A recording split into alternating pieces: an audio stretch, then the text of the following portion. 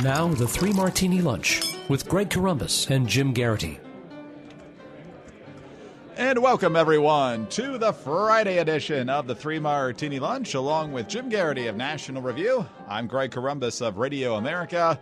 We have good, bad, and crazy martinis for conservatives today, and we also have a little bit of a teaser here for you. We just didn't have room for 4 full martinis, but we had to talk about this since we talked about the concept a lot in yesterday's Good Martini when we mentioned that the Libertarian candidate for the U.S. Senate race in Montana was essentially dropping out. His name stays on the ballot, of course, but he's endorsing the GOP nominee there, Matt Rosendale, in a pretty competitive race against Democratic Senator Jon Tester. Well, as we all know, new ideas in politics get copied a lot when people think they're good ideas. And that's what's happening in Arizona. The Hill, Arizona's Green Party candidate, announced she is dropping out of the state's Senate race and is endorsing the Democratic candidate, Congresswoman Kyrsten Sinema. Sinema, of course, is locked in a tight race with Republican Congresswoman Martha McSally to replace the retiring Jeff Flake. The Green Party nominee, as you mentioned yesterday, Jim, is really green. Angela Green told her supporters to vote for a better Arizona, and that would be for Sinema. So is this just a copycat situation here? The Democrats maybe twisting an arm or something, or the Green Party candidate realizing that the Democrat would be better than the Republican from their position, or what? Well, it's interesting. I mean, one is that we discussed the early votes that have been cast in Arizona so far. It's up past 1 million. It's a really high level. Republicans had a nice advantage in it. But the state has about 8,000 registered members of the Green Party, and you figure some mix of them are in that other party category. And so it may be too late. There may be a bunch of votes that are already cast for Angela Green. And let me just point out, I think there's a giant wasted opportunity by the Green Party because they have a candidate whose name is the name of the party, Greg. Like, what are the odds we're ever going to find a guy named, hi, I'm Robert Republican, and I'm the Republican candidate for Senate. Or, hi, I'm Edward Democrat. These guys would have to change their name. So it's one of those things where you have this great opportunity out here, and people easy to remember who you voting for. Green makes it easy, and they're just throwing it away. I'm a little heartbroken about this, Greg. You mentioned that the early voting is pretty robust in Arizona, so it might be a too little, too late situation. But here's my question. Third-party candidates took a bit of a hit, certainly on the Democratic side after 2000 when Florida was so close. And obviously the margin between George W. Bush and Al Gore was way, way smaller than the number Ralph Nader got in Florida. And then if you look at Michigan and Wisconsin in 2016, the difference between Trump and Hillary Clinton was much smaller than what Jill Stein, for example, got. And if you look at, say, the Virginia governor's race in 2013, Robert Sarvis, a libertarian who may have well cost Ken Cuccinelli against Terry McAuliffe. So as America gets more polarized, are we going to see more and more marginalization of these third parties? Yes and no, Greg. I think that I don't think you'll ever see the libertarians and Greens grow to the point where they are serious competitors. Sorry, libertarian and Green listeners of this podcast. But I also think that when everybody says, if the Libertarian candidate hadn't run, then we would have gotten those Libertarian votes and he would have voted for the Republican and we would have won. Or the flip side, if Jill Stein's voters had voted for Hillary, we would have won those states. Talk to Libertarians and talk to Greens.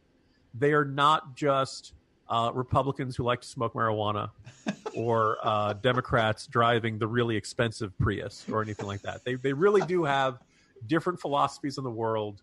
I like a lot of libertarians. I can live very happily in a libertarian world.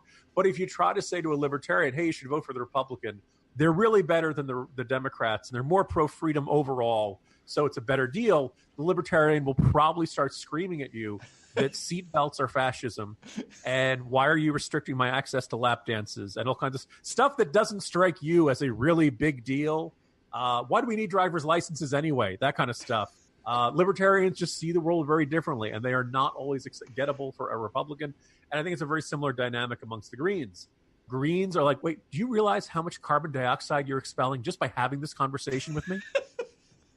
So, yeah, I think, these third party and small party candidates, they're always going to exist. They're always going to drive both the bigger parties crazy.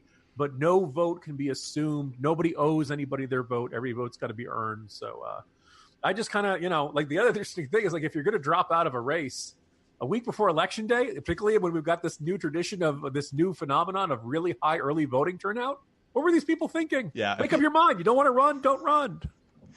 sometimes you see these people voting for a different party on the right or the left, and you know that candidate really doesn't have a realistic shot of winning. And so you think, well, why do they do that? How different really can these libertarians and Republicans be, or the Greens and the Democrats be? Watch their conventions. And you'll know exactly. Yes. The swimsuit competition at the Libertarian one was quite fascinating, yes. All right, let's go on to our good martini now. And the good martini is the latest jobs report. Here's CNBC. Non-farm payrolls rose by 250,000 jobs in October. The unemployment rate unchanged at 3.7%. Average hourly earnings, those were up 5 cents last month to $27.30. Over the year, they're up 3.1%. That is the biggest jump in wages since April 2009. For the 3-month average of job growth, we're seeing 218,000 jobs. No sector lost jobs last month. We saw particularly strong growth, however, in healthcare, which added 36,000 jobs. Manufacturing added 32,000 jobs, particularly in durable goods. The labor force participation rate, that ticked up 0.2 percentage points to 62.9. U6, the broadest measure of unemployment, that ticked down a tenth to 7.4%. So it's all good news, obviously. 250,000 jobs, pretty strong. The unemployment rate stayed the same, even though 200,000 more people were in the labor market than last month. So that is pretty darn good.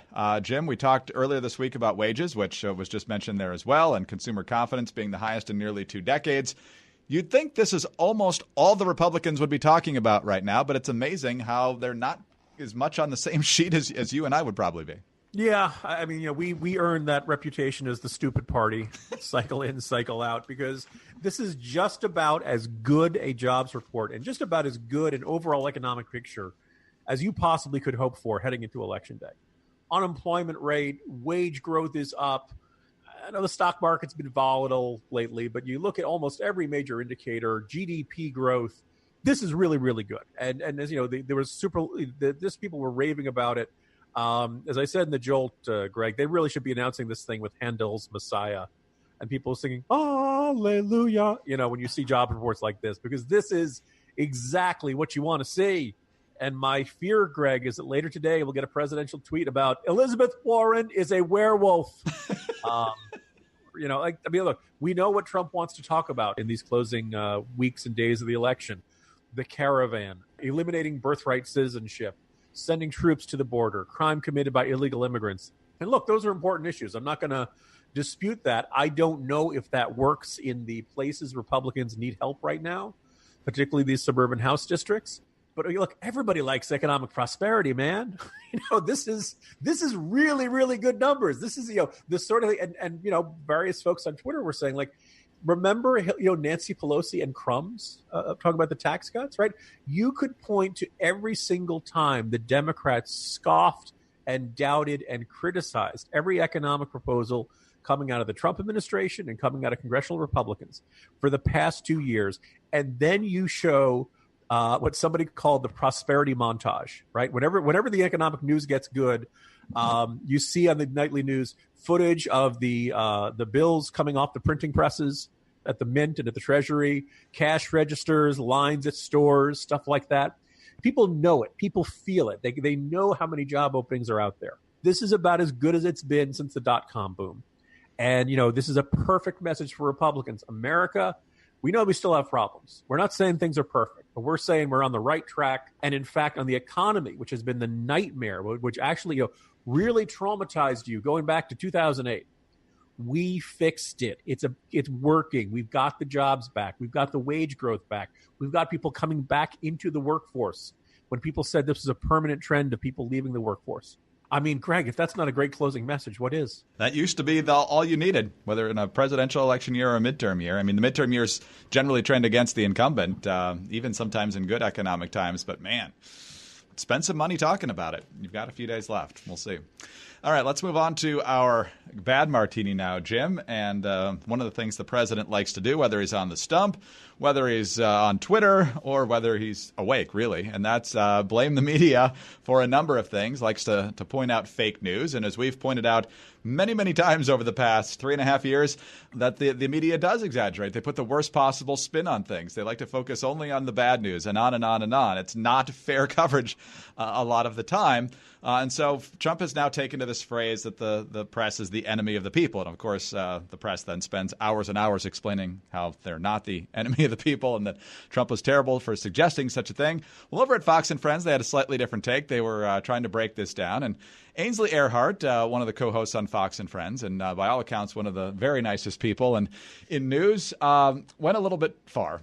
She went a lot far. In fact, she was trying to explain how anybody would be frustrated if they constantly saw what they saw as good news constantly being spun in a negative way. So a lot of what she has to say here is understandable and is probably the case for Trump's position with the media. But at the end, it just goes way too far. Here we go. How frustrating would it be if you're the president of the United States and every single time you turn on the TV, on most of the channels, they're misconstruing what you say, and you know your heart and you know your words and you know your voice, and then you watch other people report on what you say, and it's completely different than what you mean. Well, that has to be frustrating, and that's why he's saying it's fake news. And he's saying if you don't want to be called the enemy, then get the story right, be accurate, and report the story the way that I want it reported. Yeah, get the story right, get it accurate. She should have stopped there. Report it the way I want it to be reported. Jim, I'm pretty sure that's not what freedom of the press is supposed to be. All of a sudden, I'm flashing back to the Olympics, and you're watching the gymnast, and she's doing it fantastic, and she's spinning, and she's jumping, and everything's fantastic, and she's well on her way to a 9.0. Oh, couldn't stuck the landing. Oh, fell down. Oh, that's gonna cost her a bit. It was a perfectly good answer till that last bit of, report the news the way I want it to be reported. Look, there's no shortage of folks who do a good job, particularly on the right, fact-checking the media and pointing out where they get stuff. Not just like the spin or we don't like the wording, but things are factually wrong. Newsbusters does a great job. The whole gang at the Media Research Center, my colleagues at National Review, I mean, the whole blogosphere basically got built upon this argument, not just from Dan Rather and Rathergate, but over this constant case in which the media makes not, perception changes or something like that, but factual errors, gets the facts wrong. It was not that long ago we saw the New York Times editorial board insisting that the Tucson shooter was motivated by Sarah Palin's Facebook post, when in fact, no, like we had a whole court case on this, guys. This is not some obscure alien signal we need to interpret. The guy was a paranoid schizophrenic who believed that language was a form of government control, all right, or punctuation. When the president rips the media, I really like him to focus on this because here, because I've criticized folks in the media for a really, really long time. You do better when you got a nice specific example and they've effectively argued that 2 + 2 = 5, right? If it's, well, I think you said it was partially cloudy, but I think it was only a little bit cloudy, and you said it was going to be very cloudy. You don't want to get into kind of those kind of fudged aesthetic, subjective measurements. You want to get into, no, you got that wrong. And there's plenty of time where they should, take that effort. And you should make that point. And the president gives a lot of fair territory for criticism of the media. Having said that, the president very rarely makes his arguments in the clearest way possible, and I think the strongest way possible. But when I say strong, right, a lot of people, I know the president likes to use this word. Strong does not necessarily mean loud, right? Strong does not necessarily mean angry, right? When I say the strongest possible terms, I mean airtight, indisputable. You said that it was this, but in fact it was that. And witnesses verified that it was that. And you are kind of ridiculously fudging it in order. The way in which, probably two very good examples of this, Greg. People have always said if you see the words GOP lawmaker in a headline, it means this is someone you've never heard of, right? And it could be, I'll use one of my favorite names, Irving Schmidlap, little-known state representative from New Hampshire or something like that, who says something idiotic, but then it turns into GOP lawmaker says women should be barefoot and pregnant and back in the kitchen or something like that. and then every Republican, well, do you agree with State Representative Irving Schmidlap?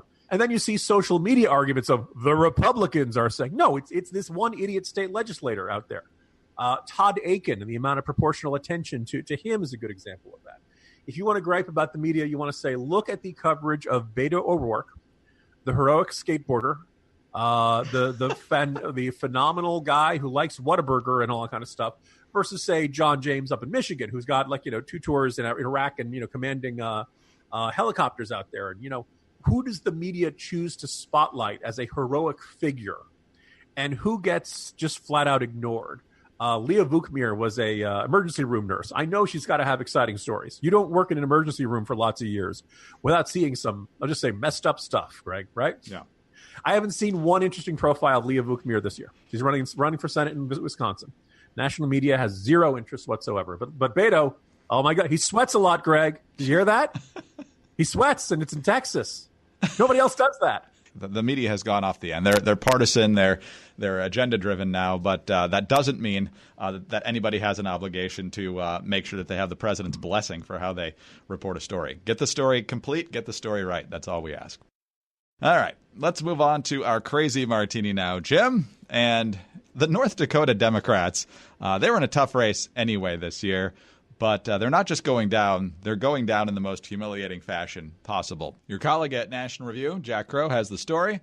The North Dakota Democratic Nonpartisan League, whatever. How can you have a Democratic Nonpartisan League? First of all, recently paid for a Facebook ad threatening the state's hunters with the loss of their out-of-state hunting license if they vote in the upcoming congressional elections. Here's the exact text of the Facebook post. Attention hunters, if you vote in North Dakota, you may forfeit hunting licenses you have in other states.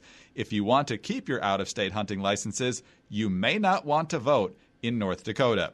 The ad, which was verified by Facebook and cataloged as a political ad paid for by the North Dakota Democratic NPL, links to a page titled Hunter Alerts, which contains a number of logos but has no further information regarding the potential loss of hunting licenses. North Dakota Secretary of State Al Jaeger was at a loss to explain what the ad might refer to when contacted by a local blogger. Quote, we're not involved at all in the requirements for getting a hunting license. A question like what you have needs to be directed to the Game and Fish Department. I doubt there's any connection, he told the blogger. Further in the story, it says Senator Heidi Heitkamp, who is locked in a tight race for re-election with Republican Congressman Kevin Cramer, gave the North Dakota Democratic Party $3 million from her campaign's war chest, which now appears to have at least partially financed a voter suppression campaign. So Heidi Heitkamp, you're not only going to lose, you're going to lose pretty much every shred of dignity you had left. Look, I was thinking about the comparable races, and sometimes you're a red state Democrat and you won in some unusual sets of circumstances. You had the wind at your back in a presidential year or something like that, and you've got your seat. 6 years go by, and not only are you not in those favorable set of circumstances, during those 6 years, your red state has gotten even redder. And you jump into your reelection bid, and the other party's just got a giant advantage. I know, there's just no way this is going to come out and be competitive. And I thought of like two pretty good comparable situations. Also, women Democratic senators from red states.